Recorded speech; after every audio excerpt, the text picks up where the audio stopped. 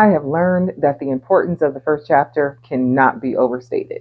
You have to invite your reader in and trap them so they don't want to leave.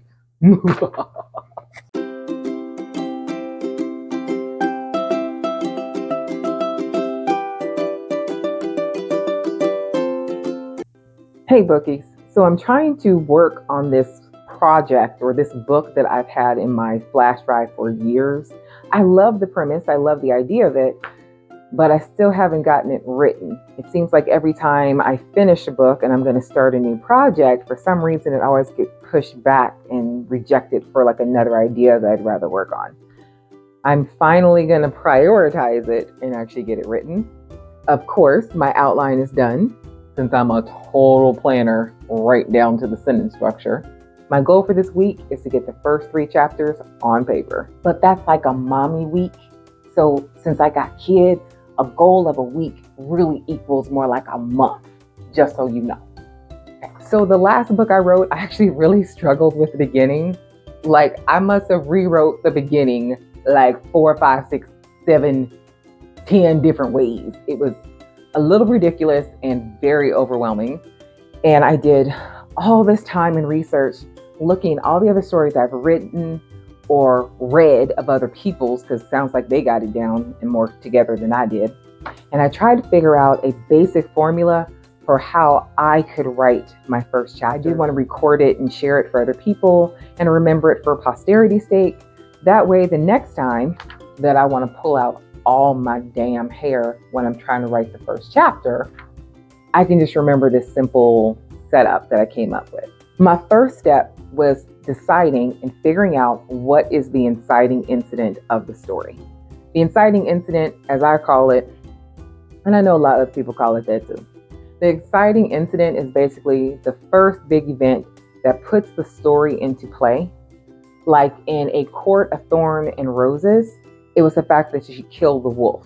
That's the first big thing that happens that spurs on the entire story. For Ready Player One, it was when he had that spark idea of figuring out one of the major clues. That was the big moment in events. For this story, it's actually, I think, her slave boss dying. She's an indentured servant. She is contracted to work with him to pay off a debt, and he dies. So what I did in my brain was, okay, first off, write down, figure out if this event didn't happen, would there be a story? No. So this is my inciting incident. 2, once I figure out what the inciting incident is, I go back a few hours, if not a day. For example, in the Hunger Games, her inciting incident was Prim's name coming out of the bowl. So the story didn't start right there when they're walking up for the drawing or the reaping. It starts a few hours earlier. That way we had a good idea as to what Katniss's life looks like, what she's like, at least a little bit, her friends, her family, her worries, her concerns, and of course, showing that love for her little sister, which spurs on the whole reaping fiasco that follows. I'm also trying to figure out a scene for my character that gives you an idea of who she is. My main note here is to keep in mind how my story is supposed to end. Now, if you're a pantser, I'm not sure if this is going to work for you, but since I'm a planner, I already know how my story is supposed to end. And I always try to begin with the end in mind. So I know what I want her life to look like at the end of the book. So here I've got to figure out that drastic contrast to it. Like with Wade in Ready Player One, he is poor. He wakes up to the sound of gunshots. He ain't got nothing in this world and nobody really care about him but his ambition. That's all he got. And at the end, he is a multi-billionaire with love and friends and doing way better than he was. So for my story, I have to think about where is she going to end and what is a beautiful contrast visually to show the reader this is what her life looks like. And do it in a way that's going to make someone actually care about you. If I write her as a jerk, no one's going to care whether she fixes her life or not. Where I'm at now is trying to figure out how to make that interesting.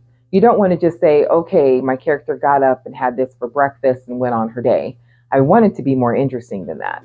So right now I'm coming up with several different ways of how to show what her life looks like right now in the most creative way I possibly can that shows the reader the information that I need them to know. In this book, it is a sci-fi story, so I have to be really careful not to info dump, where I'm just giving my reader tons of useless information that they don't really need right now. Another thing that I like to have in my stories at the beginning is a feeling of question, meaning I want my reader to start reading it and ask questions. Like in Last Glimpse, the last one I did, I have her worried about being killed. Like she knows that there's a high chance that she's going to die tomorrow. It's just a given. And nobody really wants to help her with her current situation because they're like, you're just going to get killed tomorrow, so why even bother? And I did that for a reason. I was trying to make the reader question why. Like the stuff that she's clawing and trying to get seems so basic, so ordinary that you give to any other kid.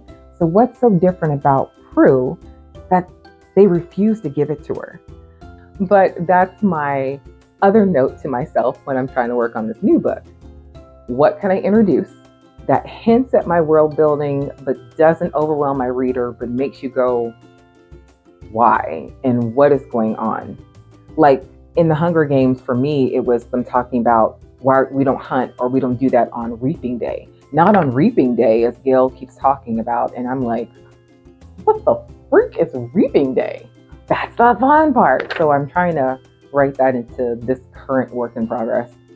Another trick that I like to keep in mind when I'm writing the first part of the book is this method I learned in the book, Save the Cat, Write a Novel by Jessica Brody. I really enjoyed that book. I really like how she simplified certain tips. And one of my favorite was the goal, motive, disaster method, where basically in any given chapter, not just the first one, you actually talk about what the character's goal is during that chapter. During that point, a reader should know what the goal is. Second, we should know what the motive is behind it, like why is it so important and will bad things happen if they don't get it? And then disaster. You throw in a wrench at the plan, make everything go wrong by the end of the chapter so that the reader wants to go to the next chapter to figure out what's going to happen. It's a really good rule of thumb, I think, to keep the story moving and keep a lot of action and suspense and intrigue going on in your story. I love that trick. I don't say I use it on every single chapter because there's time and places for it, but I did love the advice. If you haven't read that book, I'm sure you've probably at least heard of it. Definitely pick it up. I found it super helpful. I even got the audiobook so I could play it over and over again in the car and learn a few tips as I'm driving to work. Overall, what I've learned over the years is just not to overthink it. Just get the words written. For me, as I've talked about in another video, I just have to set a timer and just crunch it out. Because I already know it's going to get rewritten at least 5, 6, 7, 10, 11 times, 12 times. It's going to happen. But to at least just get it written. Don't overthink it. Have fun with it. And I can always come back and tweak it and fix it later. I'm very excited and exhausted to write it. But it is time. So as much as I love to talk your ear off, I'm going to go and try to get some writing done before my peanut wakes up for her nap. So